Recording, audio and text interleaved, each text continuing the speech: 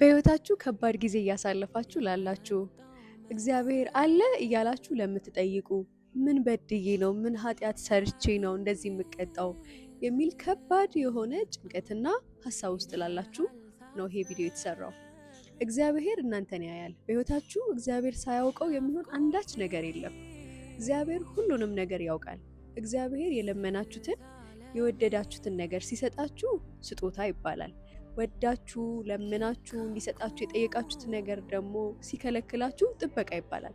አንዳንድ ነገሮች ላይ እግዚአብሔር ሲከለክል ወይም ደግሞ እንዳታገኙ ሲያደርግ ምክንያት አለው። አሁን ላይ ገባችሁ ይችላል፣ ነገ ግን ይገባቸዋል። እመኑኝ፣ አሁን ላይ ነው ለምንና እንዴት እንደሆነ ግራ የሚገባችሁ እንጂ ነገ ለካ ለዚህ ነው የምትሉበት ጊዜ በጣም ቅርብ ነው። ስለዚህ በዚህ በርቱልኝ፣ በዚህ ጠንክሩልኝ።